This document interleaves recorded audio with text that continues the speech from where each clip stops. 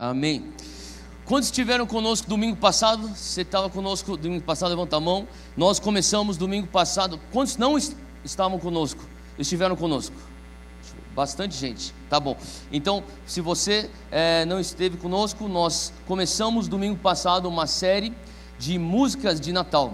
E eu estava falando aqui que músicas de Natal é algo que faz tão parte dessa temporada e algo que me marcou na minha infância. Eu estava falando que quando eu era pequeno, a minha família é uma família grande. Antes de eu casar com a Júnia já era grande, quando eu casei aumentou mais. Mas quando eu lembro quando eu era criança, nós tínhamos o momento, aquela festa de Natal no dia 24. E era aquele momento onde todos os nossos primos se juntavam. E a minha família estendida, com os agregados, cônjuges e todos mais. Então, nós somos mais de 80 pessoas. Então, é como uma clã. E a gente se juntava e a gente comemorava o Natal junto desde pequeno. E uma das memórias que eu tenho era quando pequeno, eu sempre tive essa tia desde que eu nasci, mas eu ia falar que eu tinha uma tia, ela continua viva, então eu ainda tenho ela, a minha tia que é um pouco única. Alguém tem uma tia única, um tio único na tua família?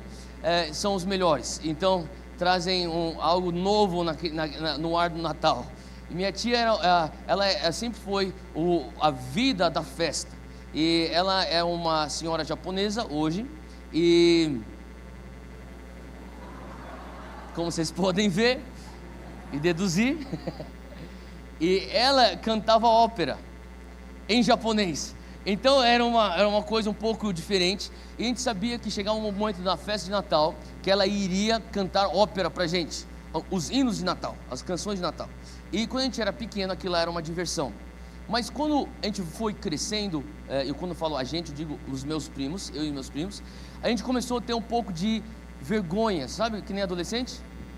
Você começa a ter vergonha do teu pai, você não quer que teu pai te leve para o jogo de futebol, fala, não pai, fica aqui no carro, eu vou lá. E era esse sentimento. E quando a gente foi crescendo um pouco mais, eu me recordo dos meus primos mais velhos. Eu lembro quando eles começaram a namorar, eles levavam suas namoradas para a festa de Natal. E a gente sabia que ia chegar aquele determinado momento que minha tia ia falar, vamos lá pro piano, a gente vai cantar música de Natal. E eles já pegavam as namoradas de canto e falavam assim, deixa eu explicar uma coisa, eu tenho uma tia. Você está vendo aquela tia lá? Então deixa eu falar, a minha família, nós tememos a Deus, nós temos princípios, mas nós temos esse momento aqui que vai ser um pouco diferente, mas não estranho. E eles preparavam as suas namoradas para aquele momento. E por mais que fosse uma diversão quando nós éramos crianças, e depois nossa adolescência era algo que nós tínhamos vergonha, e até hoje é uma coisa interessante, eu lembro claramente de uma família de 80 pessoas que o nosso avô, ele veio como missionário do Japão para o Brasil. Nós crescemos no Evangelho, mas eu sei que pessoas da minha família, primos meus, cada um tinha a sua jornada com Cristo. Alguns estavam mais longe, outros estavam mais perto, uns estavam mais frios, outros estavam mais quentes. Independente do andar onde eles se encontravam, eu lembro que o momento que nós começávamos a cantar músicas de Natal, havia como se fosse um temor soberano de Deus naquele lugar. E por mais que pessoas não estivessem andando com Jesus, elas se calavam e respeitavam aquele momento. Eu não sei se você já percebeu isso. Pessoas que creem no temor de Deus, por mais que estejam longe, quando chega naquele momento onde pessoas estão adorando, reverenciando e louvando ao Senhor, existe um respeito lá dentro. E eu sabia, eu conhecia os meus primos, eu falava, é incrível porque por mais que esse meu primo ou essa minha prima talvez não esteja onde, ou talvez mesmo tinha alguns natais que eu também estava longe, mas era um momento onde a gente ficava, tá bom, isso aqui é algo que é solene, isso aqui é algo que é sagrado. Nós estamos adorando o sentido real do Natal. E sabe, quando você começa a perceber o poder de músicas de Natal, você começa a entender que é algo realmente divino. E na verdade isso não é uma criação do homem, é uma criação de Deus, porque ao longo do livro de Lucas, quando a gente fala sobre o momento do nascimento de Cristo e os momentos que antecedem o nascimento de Cristo, você encontra lá 5 canções de Natal. Você tem a canção de Maria, você tem a canção de Isabel ou Elizabeth, dependendo da tua versão. Você tem a canção dos anjos, o Glória Excelsior. Você tem a canção de Zacarias e finalmente a canção de Simeão. E as três principais canções de Natal seria então a de Maria, de Zacarias e de Simeão. Nós cobrimos então o Magnificat, que é a canção de Maria, domingo passado, e esse domingo nós vamos então entrar na palavra e ver o que é que Zacarias cantou. Domingo que vem, nosso último culto do ano. Fala para quem está do teu lado, último culto do ano é domingo que vem. Então no dia 25, fala para essa pessoa, no dia 25 a igreja estará fechada. Fala para essa pessoa, no dia 1 a igreja estará fechada. Você acabou de avisar essa pessoa, ela não tem desculpa para não aparecer aqui, vai dar com o portão fechado. Nós voltaremos no dia 8, nós estaremos de férias. Glórias a Deus por férias. Quem pode dar um aleluia por férias? Tem uns aí que estão bem empolgados no aleluia aí. Férias é de Deus. E domingo que vem nós vamos falar sobre Nunc Dimittis, que é a canção de Simeão. Esse domingo nós vamos falar agora sobre Benedictus. Abre comigo Lucas 1, versículo 67, se encontra aqui a canção de Zacarias. Zacarias, eu vou só trazer um pouco de contexto no que está acontecendo aqui. Zacarias, ele é um sacerdote, ele está indo, foi sorteado para entrar e dar então esse sacrifício, prestar sacrifícios. Ele está exercendo sua função sacerdotal, e naquela época do ano onde ele está exercendo sua função sacerdotal, o anjo Gabriel aparece para ele. Ele obviamente não era uma coisa frequente, era extremamente raro o anjo Gabriel aparecer para alguém. E a coisa interessante que eu falei domingo passado é que provavelmente, eu particularmente, eu nunca tive um encontro com um anjo. Eu já tive momentos onde eu sentia anjos no lugar, onde talvez eu tive uma impressão muito clara, existe anjos nesse lugar, mas eu particularmente, eu sei que tem pessoas que têm isso, eu não tenho. Eu gostaria muito de ter, quem sabe um dia Deus me dê essa oportunidade de ver anjos com a visão aberta. E eu imagino que eu tive já diversas experiências onde pessoas vinham, e eu sei que eram verdades, porque era incrível, que era uma temporada na minha vida onde as pessoas falavam a mesma coisa acerca desses anjos. Então eu acredito, e nós acreditamos em atividade angelical. Nós sabemos que anjos são agentes ministradores do reino de Deus para nós. Mas eu particularmente nunca vi um anjo. Mas eu imagino que se um dia eu tiver a experiência de enxergar um anjo com visão aberta, será uma coisa que vai ser impressionante. Talvez a minha reação seja de medo. Quem já viu um anjo, para mim, já me falaram que é uma coisa muito impressionante. E eu sei que quando os anjos aparecem, eu acho que eles causam medo, porque a primeira coisa que os anjos falam é: não temas. Você já percebeu isso na Bíblia? Então, a primeira coisa que eles falam não é nem, eu sou um anjo, não. É tipo, não temas, porque antes mesmo deles conseguirem se apresentarem, provavelmente as pessoas estão aterrorizadas. Então, talvez os anjos tenham que trazer, eles estão tentando trazê-los a se acalmarem. Eu sou o anjo Gabriel. E quando ele fala, eu sou o anjo Gabriel, eu tenho uma mensagem para você, ele fala a mensagem, e a mensagem é que Zacarias, vai ter um filho. Agora, Zacarias, alguns teólogos dizem que ele deveria ter mais ou menos entre 95 a 100 anos de idade nessa época. E a sua esposa mais ou menos 88 anos de idade. Então ele está falando assim, você vai ter um filho. E a tua esposa Elizabeth, ou Isabel, dependendo da tua tradução, ela vai estar grávida. E quando ele escuta isso, ele duvida. E o anjo Gabriel, ele fica bravo. Ele fala assim, não duvida, eu sou Gabriel. Eu estou na frente de Deus todos os dias. Imagina só, você acabou de levar um susto porque ele apareceu na tua frente, agora você está levando uma bronca dele. E Zacarias, porque ele duvida, porque ele é incrédulo, o Gabriel, o anjo, ele fala, você vai ficar mudo. Então ele está mudo, ele fica 9 meses, a gestação de João Batista no ventre de sua mãe Elizabeth, seu pai Zacarias está mudo, e no momento onde ele nasce, e no 8º dia ele vai ser circuncidado.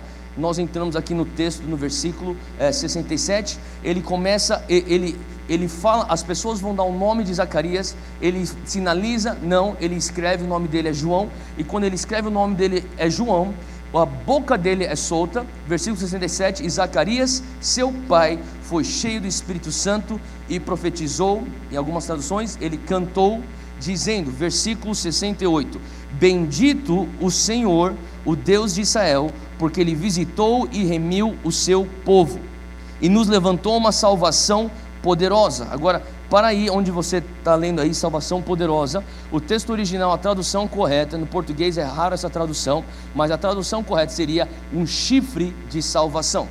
Então, se você quiser, você pode até fazer uma anotação aí na tua página, chifre de salvação, e isso é importante porque vai ter outras referências que vão se referir a esse termo.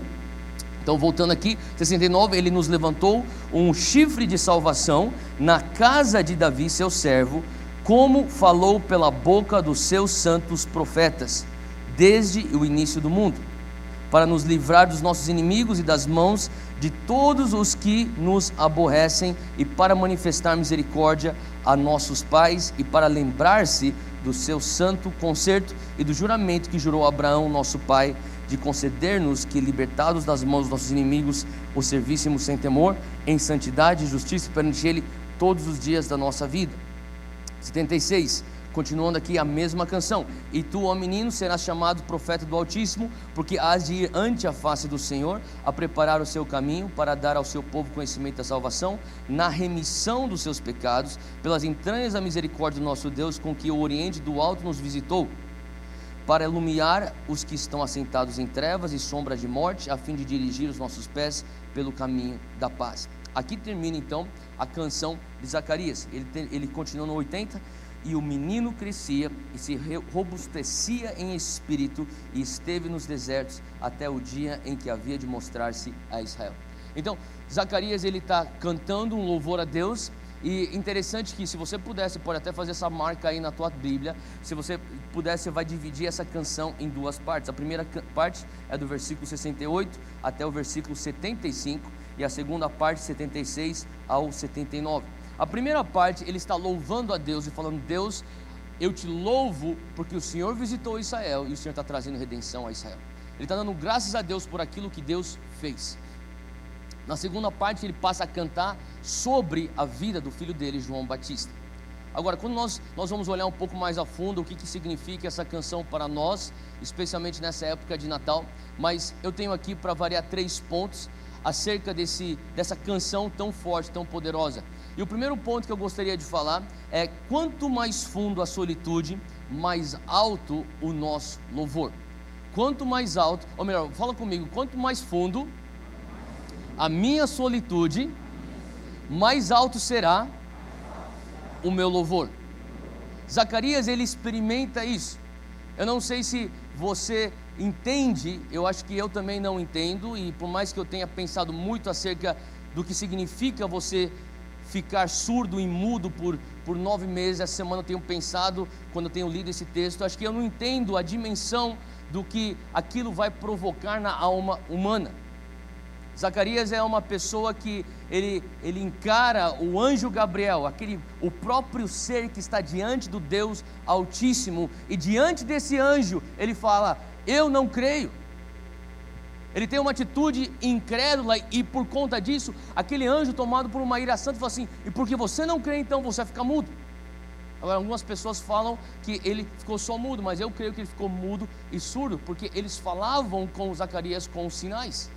Então, se ele fosse só surdo, ele poderia muito bem, ou melhor, só mudo, ele simplesmente escutaria. Mas Zacarias, ele teve, independente se foi só surdo ou surdo e mudo, ele teve tempo suficiente para passar em silêncio perante Deus. Eu fico imaginando as primeiras semanas dessa solitude, onde ele estava em silêncio perante Deus, as coisas que estavam passando em sua cabeça.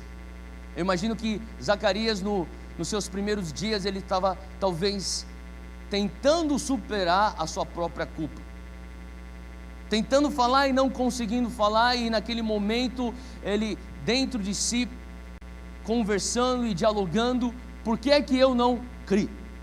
Por que eu fui tão cético, incrédulo? Por que você tem um coração tão duro, Zacarias? Talvez ele está falando com ele mesmo. Por que você cometeu esses erros? Por que você tem que cometer esse pecado de falta de fé? Eu não sei se você já passou, e eu creio que todos nós já passamos por isso, momentos onde você tem, diante dos seus próprios erros, até os momentos onde você passa até se atacar e se mutilar. Eu creio que Zacarias, ele passou aquele momento onde ele estava batalhando culpa, acusação. Por que eu fui fazer isso no meu passado?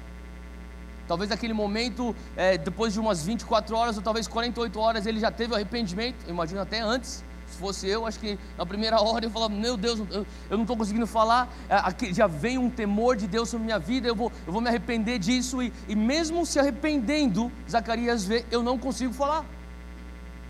Sabe, eu estava escutando uma música de um líder de louvor muito antigo, o nome dele é Andraé Crouch. Alguém já ouviu falar desse cara? Andraé Crouch? Tá. Andraé Crouch, ele fez uma música com Michael. Ele foi um cantor negro que se converteu, fez música com Michael Jackson, é uma sumidade da música, e era um dos poucos negros que lideravam louvor no meio daquele movimento de hips se convertendo na década de 70, lá na Califórnia, Jesus Movement. E Andraé Crouch escreveu muitas canções e influenciou talvez hoje todo esse movimento de música cristã. Ele talvez foi um dos pais disso, desde a década de 70. E Andraé Crouch falava assim, eu tenho cicatrizes do meu andar passado, mas até hoje com Cristo eu vejo vitória. E sabe, às vezes eu vejo que Deus, às vezes, permite cicatrizes. Nós tivemos aí numa conferência do Dunamis recentemente, pessoas que foram curadas até de suas próprias cicatrizes, pessoas que estavam com depressão e se mutilavam e se cortavam, e o Senhor começou a ministrar a cura de tal maneira que a gente recebeu testemunhos de pessoas que tinham até cicatrizes nos braços desaparecendo. Eu creio nesse poder. Você crê nesse poder de Deus? Agora, Deus tem soberania, às vezes Ele quer tirar cicatrizes, às vezes Ele permite cicatrizes ficarem. E a coisa doida disso é que Zacarias, ele está naquela posição onde ele fala, essa mudez vai sempre ser um sinal pelos próximos 9 meses que eu pequei. E como que eu lido com uma cicatriz mesmo tendo um arrependimento? E aqui eu imagino que, sabe, eu tenho conversado com alguns jovens e eu tenho conversado, na verdade, recentemente eu saí para viajar, para pensar um lugar, e eu tive um tempo com um jovem líder, e ele estava falando comigo, até hoje eu carrego cicatrizes, e quando ele falava cicatrizes não físicas, mas ele falava consequências do meu antigo andar, um andar de pecado, e ele começou a citar as coisas que ele praticava, e ele falou assim, por isso eu tenho ainda esse andar, mas esse cara já está andando com Jesus há 10 anos, e eu vejo os frutos do andar dele com Jesus, mas mesmo lá, eu comecei a ver, eu senti o Espírito Santo, eu quero que você ministre a ele, porque ele está ainda batalhando algumas acusações. Sabe, a realidade é que eu batalho até hoje algumas acusações, eu já batalhei muitas acusações, e é uma coisa que eu acho que pelo resto da minha vida eu vou ter que crescer nessa área, mas a questão é que Zacarias teve tempo suficiente para lidar com seus próprios erros. E eu creio que de repente ele supera aquela rebentação de ondas de culpa que estão quebrando em cima da cabeça dele, e quando ele chega no momento de calmaria, finalmente ele consegue então falar, tudo bem Deus, eu aceito, vai ser assim pelos próximos 9 meses, então eu vou ficar em silêncio, mas agora eu vou fundo. E eu comecei a pensar o que significaria para mim e para você 9 meses de silêncio. Eu tenho certeza que nós iríamos chegar em lugares, em profundezas da nossa alma, que nós não chegaríamos com a internet ligada, com o telefone ligado, com a televisão ligada, com o trânsito de São Paulo ao nosso redor, com a rotina que nós temos aqui nessa cidade. O que significaria 9 meses em solitude? Eu acho que Zacarias, ele chega num ponto onde ele tem tempo suficiente para ele começar a perceber coisas que ele não perceberia se ele estivesse falando. Eu não sei se você já parou para pensar que quando você fica quieto, você começa a perceber coisas que você não percebe quando você está falando. Eu sei que é muito simples o que eu estou falando, mas é bem verdade isso. E eu acho que é muito saudável para que nós venhamos estar alguns tempos durante o dia, só você tirar, nem se fosse 5 minutos, 2, 3 vezes por dia, onde você fica completamente em silêncio. Eu estava falando com a Júnior, falei assim, cara, eu tenho que ter esse meu tempo, e muitas vezes o meu próprio tempo é quando eu pego um voo, eu ponho o meu fone, eu me fecho de tudo, e às vezes eu não tenho nem não estou nem tocando música, sabe aquele fone que cancela o som ambiente? Eu falei, eu vou comprar um desse aqui para eu simplesmente ficar em silêncio, e eu cancelo o ambiente, eu fico parado. Eu não sei se você já percebeu quando você tenta meditar na presença de Deus, tem um turbilhão de coisas acontecendo, e de repente você consegue você começa a ralentar, e de repente as coisas começam a se acalmar, e de repente você começa a entrar em profundidade com Deus. Alguém já teve essa experiência? E sabe, eu creio que Zacarias teve isso, de tal maneira que ele começa a realinhar a sua teologia. Eu acho que naquele momento ele começa a entender, eu estudei minha vida inteira para ser um sacerdote, e agora estou entendendo aquilo que eu estudei. Eu estou vivendo o cumprimento daquilo que tantas vezes eu li. Às vezes Deus está querendo nos visitar e porque a gente está tão rápido, estamos em tanto barulho, nós não conseguimos discernir a visitação de Deus. Tanto é que quando ele sai daquela mudez, a primeira coisa que ele fala é: bendito o Senhor Deus de Israel, porque ele nos visitou e remiu o seu povo. Versículo 68. Ele já põe no passado como se fosse algo já feito, porque agora tamanha é fé dele, ele não mais é um incrédulo. Depois de 9 meses o coração dele mudou. Ele fala: não, ele já visitou. Gabriel estava 9 meses antes falando assim: ó, eu estou aqui para te falar que Deus vai te visitar. Não, é impossível. Deus trará aqui um redentor. Não, você não está entendendo. Eu tenho quase 100 anos de idade, você não está entendendo. Depois de 9 meses de silêncio, ele fala, a primeira coisa que sai da boca dele: bendito seja o Senhor, ele já nos visitou, ele já nos remiu.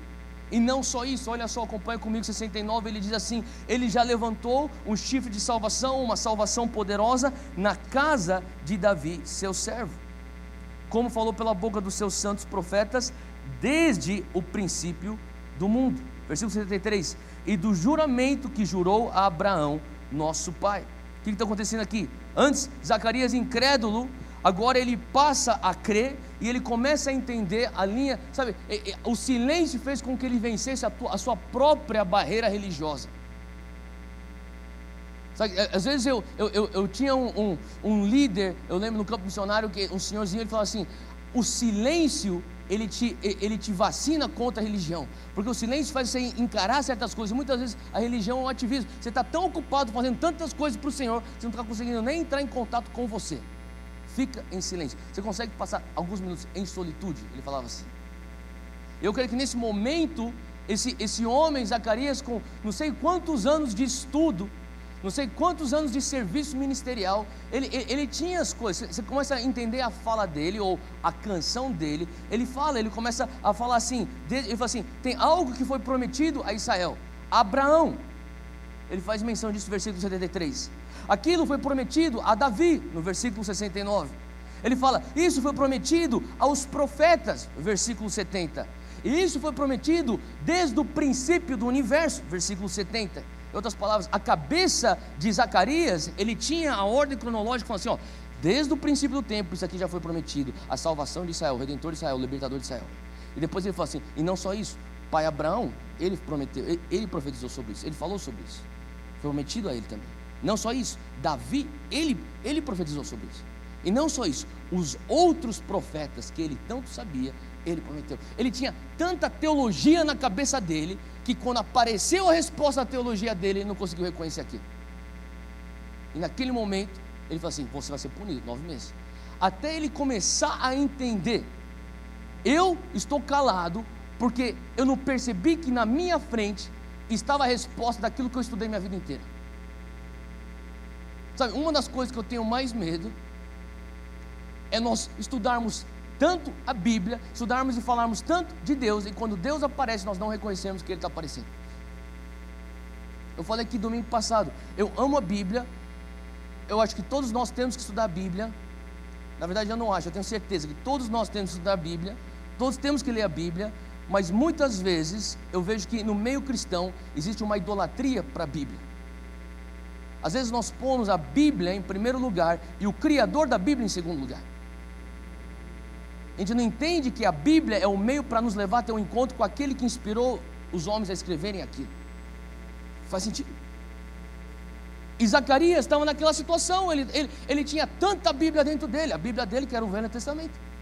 Ele sabia: eu sei o que aconteceu no princípio, eu sei o que Abraão foi prometido, eu sei o que Davi já cantou, já foi prometido, profetizou, eu sei que todos os profetas, desde Jeremias, Isaías, ele sabia de todos. Ele falou assim: e quando apareceu na minha frente aquilo que eu tanto ansiava, eu não reconheci. Deus, ai de mim. E aquele lugar faz com que, aquele silêncio faz com que ele venha vencer sua própria barreira religiosa.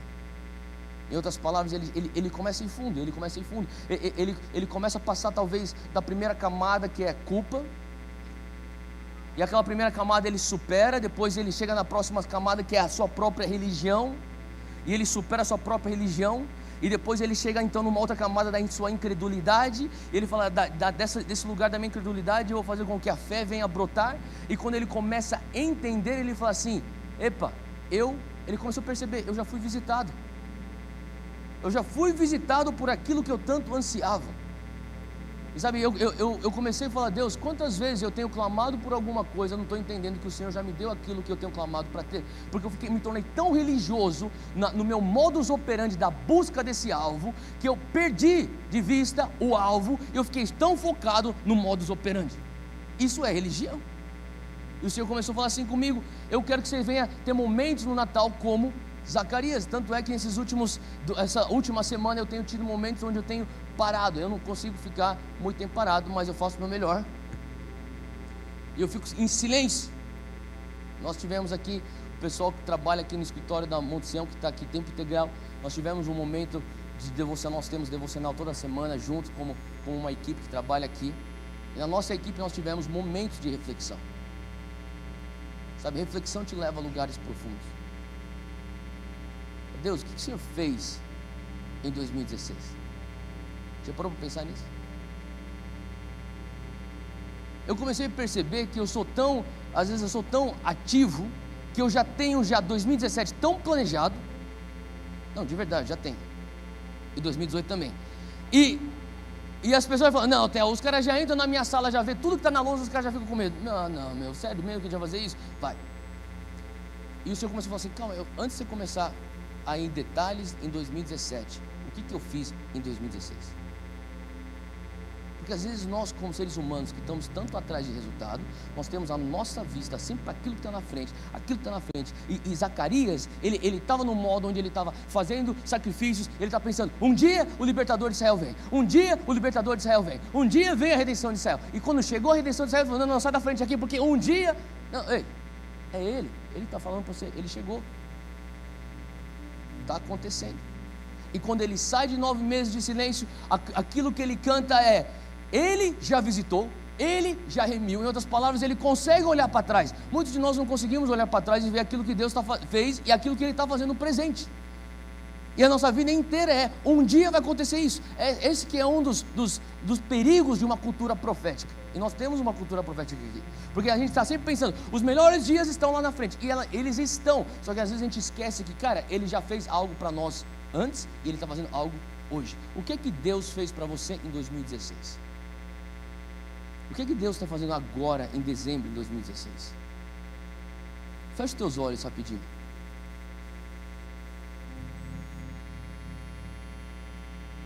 Quais são as coisas que em 2016 você se arrepende de ter feito?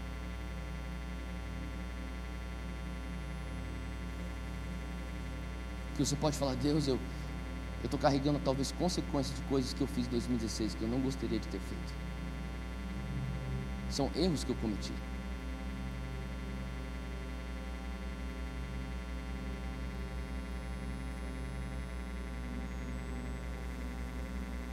Talvez se nós passássemos um pouco mais de tempo em silêncio, nós poderíamos então encontrar a graça de Deus justamente nesses próprios erros. Talvez antes de você terminar 2016,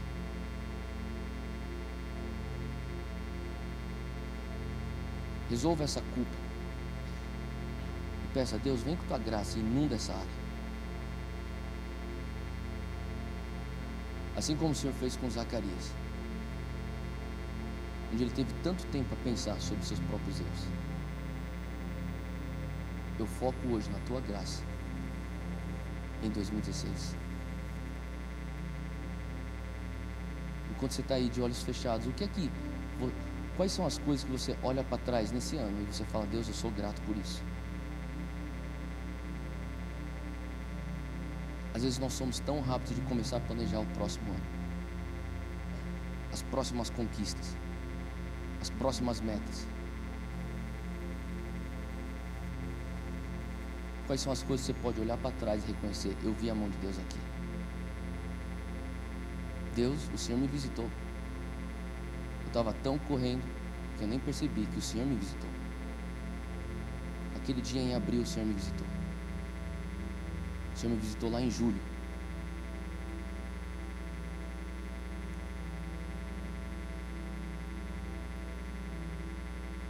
Olhando para trás agora, o que é que você reconhece? Realmente Deus já estava operando. antes mesmo de pedir, Deus abençoa 2017. Aonde que você consegue ver e enxergar a bênção de Deus em 2016?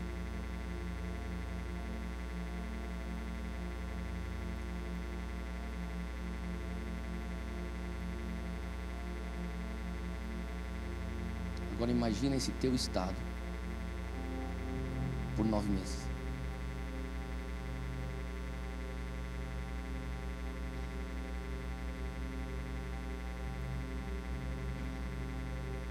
Você pode abrir seus olhos.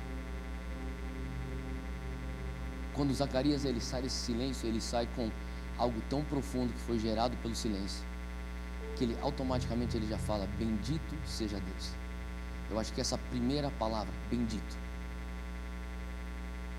é a coisa que mais descreve o sentimento que ele tinha. Ele chegou num ponto que talvez ele superou suas frustrações, ele superou a religião, como eu falei, ele superou sua incredulidade, e talvez lá pelo 3º, 4º mês ele falou: Deus, já deu, né? Eu já aprendi a lição. E daí no 5º mês ele continuou mudo. Aí talvez agora ele está batalhando ira. Deus, por que o Senhor está fazendo isso comigo? E no 6º mês agora ele está no ápice de: Deus, solta a minha boca, Deus. E daí no 7º mês ele fala: não vai adiantar eu ficar bravo com Deus.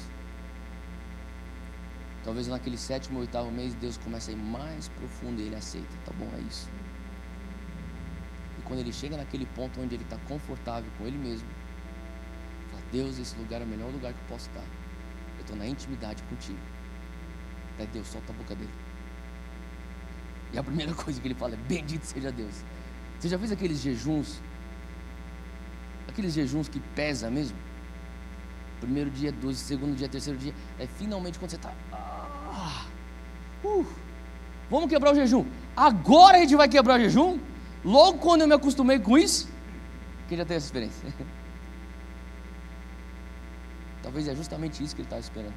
Falei: Deus, é agora que eu estou tendo comunhão contigo, agora que eu entendi, agora que eu estou tendo plena intimidade contigo, agora que eu estou sacando que o Senhor está me visitando, o Senhor está visitando Israel, eu estou entendendo agora que eu sou parte de história, que o Senhor escolheu a minha família para marcar a história da minha nação, da humanidade, Deus. E de repente, quando ele tem a boca dele solta, a primeira coisa que ele faz é a expressão daquilo que ele já estava sentindo bem naquela profundidade de 9 meses: bendito seja Deus. Esse é o benedito. E ele fala assim: bendito seja Deus, porque o Senhor já nos visitou, nos remiu. O Senhor levantou um chifre da salvação da casa de Davi, assim como o Senhor já tinha falado lá de trás.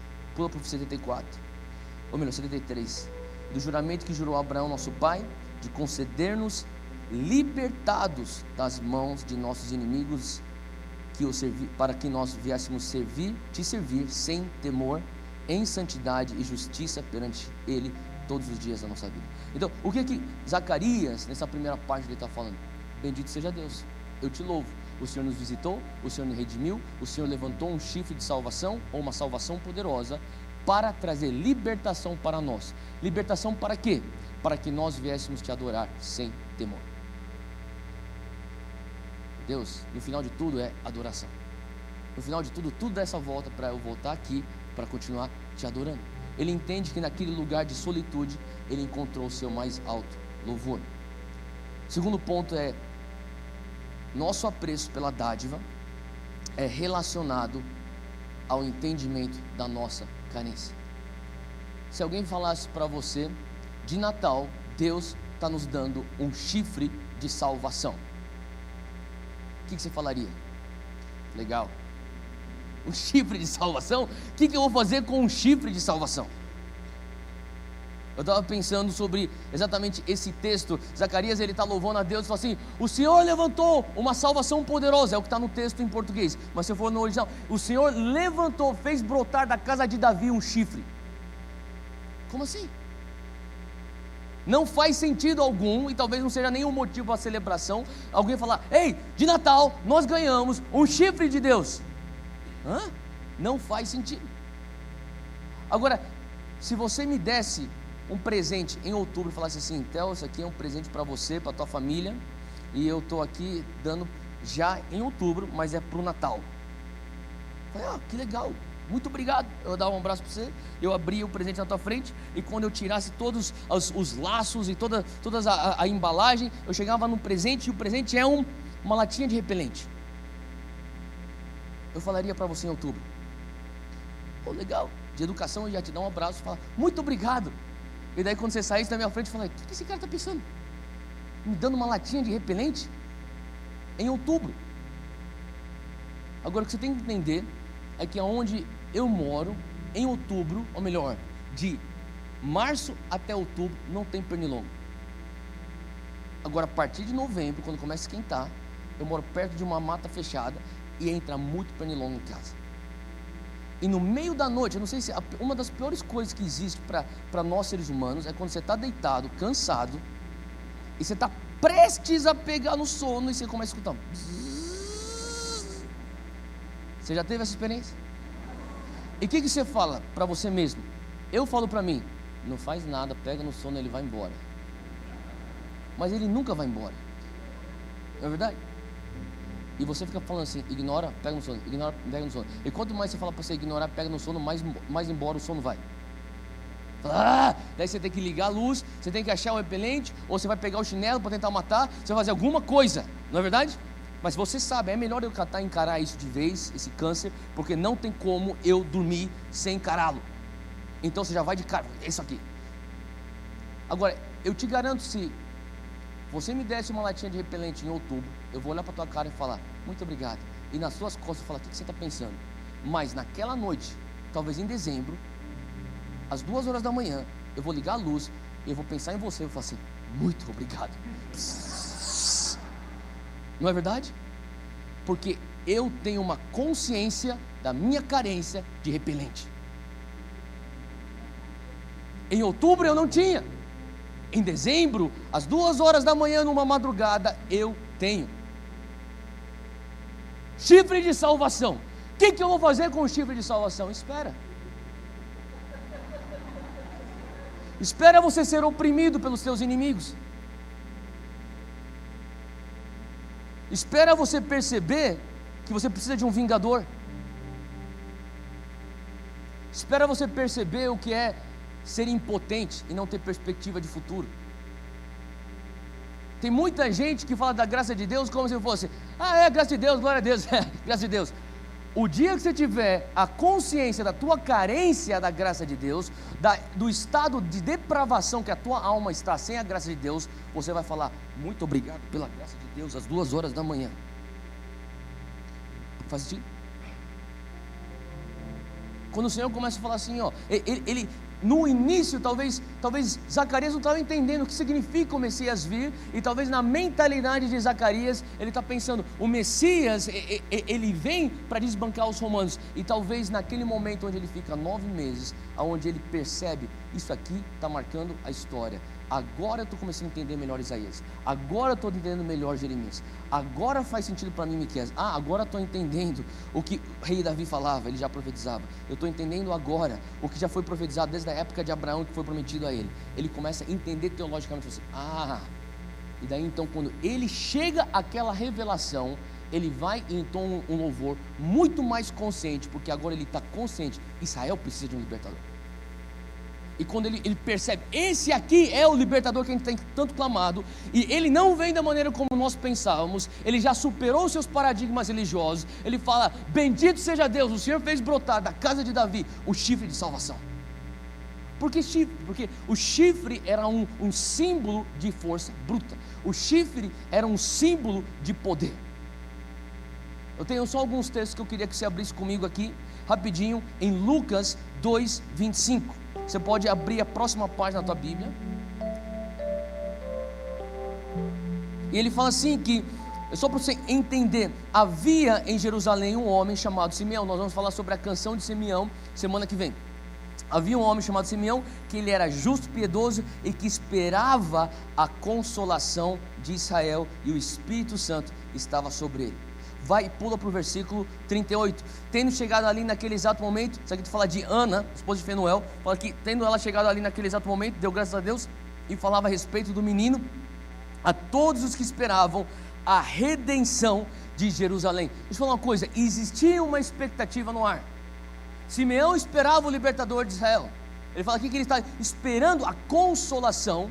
Ana, ela chega, ela tem um grupo de pessoas que estão lá, fala assim, ó, nasceu um menino, e ela está falando assim, ó, aquilo que nós tanto ansiávamos, esperávamos ter, talvez eles não tinham nem noção o que eles esperavam, eles sabiam que eles esperavam algo, eles não sabiam exatamente o que esperavam, ele falou assim, ó, tem expectativa no ar, ele chegou. Agora, olha só, vai comigo para Miqueias 4, versículo 13, diz assim, levante-se, eu não tenho tempo para esperar, então se você puder, só escuta ou anota, depois você lê. Levante-se e debulhe, ó cidade de Sião, pois eu darei a você chifres de ferro e cascos de bronze para despedaçar muitas nações. Deus já vinha falando ao seu povo sobre esse termo de chifres de salvação. Era como se fosse o trunfo para ganhar a vitória, era como se fosse a espada que iria enfincar e selar a vitória de Israel. Salmo 132, 17, ali farei, isso aqui Davi cantando, ele fala, ali eu farei brotar a força, algumas traduções, o chifre de Davi, eu prepararei uma lâmpada para o meu ungido. Salmos 18, versículo 2, Davi também, logo depois que ele tem a vitória sobre Saul, ele fala, o Senhor é o meu rochedo, o Senhor é o meu lugar forte e o meu libertador, o meu Deus, a minha fortaleza, em quem confio, o meu escudo, a força da minha salvação e o meu alto refúgio. O que ele está falando aqui? Se você for ver no texto original, ele fala a força da minha salvação, ou o chifre da minha salvação e o meu escudo, a quem eu confio, o meu alto refúgio. Isso aqui era um termo que Israel já usava. Isso aqui era um termo que significava a vitória ou a vingança. Finalmente ele fala assim, nós vamos ter a nossa vingança, a consolação chegará à nossa nação, Israel terá um libertador. Ele começa a perceber isso, ele começa a clamar, agora isso faz sentido e eu sou grato por isso. Quando você não tem a consciência da tua carência pela graça de Deus, você vai ter que se esforçar demais para você agradecer a Deus. É difícil você adorar a Deus sem a consciência da tua necessidade dele. É difícil você adorar a Deus sem a consciência da grandeza dele. Aqui, Zacarias, ele passou tanto tempo sozinho, a consciência dele aumentou acerca da grandeza de Deus, a consciência dele foi aumentou tanto acerca da necessidade e daquele momento histórico que ele estava vivendo, que o brado dele foi isso. Agora, por que ele vai estar sendo libertado? Agora, se for olhar, olha só comigo no versículo 74, de conceder, Lucas 1,74, voltando ao nosso texto-chave, conceder-nos que, libertados das mãos de nossos inimigos, os servíssemos sem medo, em santidade e justiça perante Ele, todos os dias da nossa vida. Abre comigo em Romanos 8, e depois mantém teu dedo aí, Lucas 1, a gente vai voltar, mas Romanos 8, versículo 15, diz assim, versículo 15, pois vocês não receberam um espírito que os escravize para novamente, o quê? Temerem. Vou ler mais uma vez, Romanos 8, 15, pois vocês não receberam um espírito de escravidão para novamente temerem, mas receberam um espírito que os adota como filhos, por meio do qual chamamos Abba, Pai. O próprio Espírito testemunha ao nosso espírito que somos filhos de Deus. Se somos filhos, então somos herdeiros, herdeiros de Deus e co-herdeiros com Cristo, se de fato participamos dos seus sofrimentos, para que também participemos da sua glória. Ele entendeu. Deus, o Senhor está trazendo esse libertador de Israel, o chifre que é brotado de Davi. Eu te bendigo, ó Pai. Ele está bendizendo o Senhor. Ele fala assim, porque agora então nós vamos poder adorar o Senhor sem medo. Nós sabemos que o Senhor vai cuidar dos nossos inimigos, e a nossa adoração vai ser uma adoração ousada. Por isso que os filhos podem adorar de uma maneira ousada. Os escravos sempre vão ter medo, mas ele fala assim, agora nós não somos mais escravos, o Senhor está trazendo o espírito de adoção para nós, e quando o Senhor traz o espírito de adoção, Paulo já dizia, vocês receberam um espírito, vocês não receberam um espírito de escravidão, para novamente temerem. Em outras palavras, é o espírito de escravidão que causa medo, você está recebendo o espírito de adoção, pelo qual te capacita a falar, Abba, Pai. Em outras palavras, nós temos hoje a possibilidade de adorar a Deus em intimidade, por conta do chifre da casa de Davi que foi levantado, o consolador de Israel, o libertador que veio a nós. E naquele momento então, ele começa a exaltar o Senhor, E daí ele vira, versículo 76, 76, ele vira então para o menino, para João Batista, e diz: e tu, ó menino, serás chamado profeta do Altíssimo, porque hás de ir ante a face do Senhor, para preparar os seus caminhos, para dar ao seu povo conhecimento da salvação, na remissão dos seus pecados, pelas entranhas da misericórdia do nosso Deus, com que o Oriente do Alto nos visitou, para iluminar os que estão assentados em trevas e sombra de morte, a fim de dirigir os nossos pés pelo caminho da paz. E o número 3, a gente vai finalizar com isso, que é o reconhecimento daquilo que ele faz, nos põe em uma posição para ver o que ele vai fazer. Em outras palavras, ele fala assim, primeira parte da canção de Zacarias, ele fala: Deus, o Senhor nos visitou, o Senhor nos redimiu, o Senhor fez brotar da casa de Davi um chifre de salvação, o Senhor vem para trazer libertação dos nossos opressores.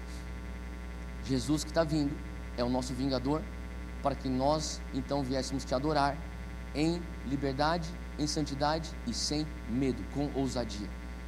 Nós reconhecemos o que o Senhor fez. Quando ele termina essa estrofe da canção, ele olha então para o menino que está nas suas mãos e fala, e começa a cantar: e tu, menino? Daí ele começa a profetizar. Então a primeira parte é louvor, a segunda parte é profecia. E nessa segunda parte que ele está profetizando, ele começa a profetizar acerca daquilo que é o propósito do seu filho, João Batista. Agora, talvez você já escutou isso. João Batista, ele representa também uma geração. Nós somos a geração de João Batista, aquela geração que prepara o caminho do Senhor. Mas sabe, o que eu tenho entendido é que muitas vezes a gente fala muito sobre avivamento, sobre o próximo mover de Deus. Nós falamos sobre o que significaria o reino de Deus invadindo todas as esferas da sociedade, o que significaria os futuros líderes da nação com o DNA do reino de Deus, até que os reinos deste mundo se tornem o reino do nosso Deus, o que significa o céu na terra. E glória a Deus por tudo isso, e nós temos que olhar para frente, nós temos que sonhar com isso, e temos que buscar isso. Mas o que eu creio é que muitas vezes a gente tem um princípio que a gente, talvez, por tanta paixão e ímpeto para ver aquilo se cumprir, nós deixamos para trás, que é o que é que Deus já fez e qual é o estilo de louvor e adoração que está dentro dos nossos corações por aquilo que Ele já fez no passado. Faz sentido? Isso nos posiciona para falar: Deus, então agora eu quero ver na frente. Zacarias, ele entendeu isso, ele falou assim: antes de eu começar a profetizar sobre esse meu filho, antes de eu profetizar sobre essa promessa que eu tanto quis, ele tanto quis esse filho, ele tanto quis essa promessa, tanto é que ele ficou a vida inteira esperando, ele não conseguiu, ele abriu mão das esperanças, e quando ele não tinha mais esperança, aparece o anjo Gabriel, e talvez ele até tomou aquilo como uma ofensa, porque era algo tão precioso no coração dele. Você vai ter um filho. Não começa a mexer comigo nessa área, porque essa área é um pouco sensível, para com isso, eu não acredito nisso. E talvez naquele momento então ele é punido, ele então é mudo, e daí ele começa a ter então a esperança dele renovada no processo de 9 meses, e quando aquilo acontece, ele canta então: Deus, é isso que o Senhor fez. Em outras palavras, eu creio que a nossa visão profética, ela é pobre quando nós não reconhecemos o nosso histórico com Deus e aquilo que Ele já fez na sua fidelidade do passado. Então hoje eu queria te encorajar, queria nos encorajar como Monte Sião. Nós temos tido aí os últimos anos onde nós temos galgado muito território, e nós queremos galgar muito mais território em 2017, mas eu creio que o Senhor nos traz o exemplo de Zacarias para nos encorajar. Como que você pode louvar e agradecer a Deus por aquilo que Ele já fez? O Senhor já nos remiu, o Senhor já nos visitou. Sim, nós queremos olhar e profetizar o futuro, mas antes de nós profetizarmos o futuro, nós queremos ter um coração cuja nossa expressão é: bendito seja Deus, do lugar mais profundo do nosso ser, bendito seja Deus. E quando a gente consegue ser um bom mordomo da nossa história com Ele, Ele fala: então agora vamos escrever o futuro. E tu, menino, você será aquele que vai preparar o caminho. Agora eu quero terminar com o texto antes disso, que é Lucas 1, versículo 13. Isso é no momento onde Zacarias, ele começa então a receber essa palavra que ele vai ter um filho. Versículo 13 de Lucas, capítulo 1, diz assim: mas o anjo lhe disse: Zacarias, não temas, porque a tua oração foi ouvida. E Isabel, tua mulher, dará à luz a um filho, e lhe porás o nome dele de João. E terás prazer e alegria, e muitos se alegrarão no seu nascimento, porque será grande diante do Senhor. Então, para por aqui. Em outras palavras, ele já tem orado, ele tem desejado isso há tanto tempo. O anjo mesmo diz: a tua oração foi ouvida. Então você vai ter um filho. Talvez ele passou 100 anos orando por esse filho. Olha, eu não sei se você já passou, acho que ninguém aqui, porque ninguém tem 100 anos de idade. Orar 100 anos por alguma coisa? Talvez você já orou 30 anos por alguma coisa. Talvez 40 anos por alguma coisa. E quando você tem a resposta da tua oração de 40 anos nos teus braços, ele na posição de sacerdote, talvez a coisa mais instintiva dele seria: e tu, ó menino? Mas antes dele falar sobre a profecia daquilo que ele tem, ele fala assim: Deus, eu não posso seguir adiante profetizando sobre essa resposta que eu tenho antes de eu falar. Bendito sejas tu, porque o Senhor fez isso para nós, Israel. O Senhor nos redimiu, o Senhor levantou uma salvação, o Senhor está nos vindicando de todos os nossos inimigos, e agora o Senhor está nos levantando agora como uma nação livre para te adorar sem temor. Agora que eu já te dei glórias, agora que eu pude expressar tanta gratidão que está no meu coração, deixa eu falar para a minha resposta de oração de 100 anos. E tu, ó menino? Ele fala: e tu, ó menino? E ele começa a profetizar sobre o seu próprio filho. Versículo 16, fala assim, versículo 15 diz que ele será grande diante do Senhor, e não beberá vinho, nem bebida forte. Ele será cheio do Espírito Santo já desde o ventre da sua mãe. Versículo 16. Isso aqui é a função daquilo, o propósito de João Batista. Ele converterá muitos dos filhos de Israel ao Senhor, seu Deus. Ele irá adiante dele no espírito e virtude, ou no poder de Elias, para converter o coração dos pais aos filhos, e os rebeldes à sabedoria dos justos, com o fim de preparar o Senhor um caminho, ou preparar ao Senhor um povo bem disposto.